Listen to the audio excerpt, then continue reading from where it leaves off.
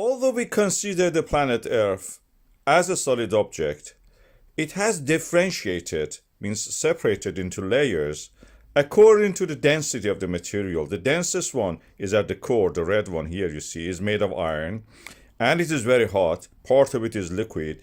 The heat from it rises, and the outer layer of that area called mantle practically will end up with convection. Although it is solid, in the larger scale it can move, and its movement creates cracks on the uppermost layer of the planet Earth, which is the Earth crust. And at this Earth crust, we will have a constructive edge. These constructive edges are very common. We have it all around the oceans. In Iceland, we have it on land. This is where the Earth is created by the movement of the plates. Eurasian plate and North American plate here are separating from each other. Each movement, each extension and transfer of the extension from one fault system or volcanic system to the other creates what we call as rift. This is where the Earth crust first slightly rises, then extension creates a drop down of it. And through that drop down, through the cracks of it, magma can rise, bubbling upward, and this bubbling creates earthquakes, and also rising of the magma itself creates the earthquakes. As it opens through the rocks, it creates its pathway and ends up with earthquakes. The earthquakes, practically we can see it by looking at the earthquakes, we can see the movement of the magma in many cases. In October 2023, we had a swarm of these earthquakes.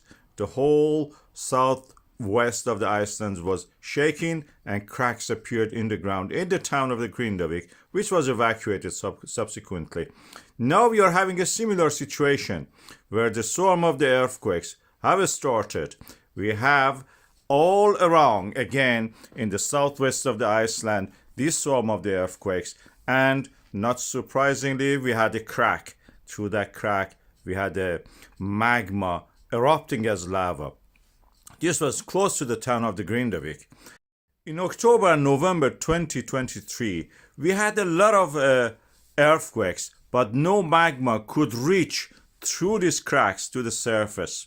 We didn't have an eruption. This is what I called, you don't find it in the book, this is my terminology, a dry eruption. Nothing happened. But now we have an eruption. We had an eruption, this is finished, and land has dropped down again. You can see that this is a GPS data showing the distance between the Earth crust and the satellites in orbit.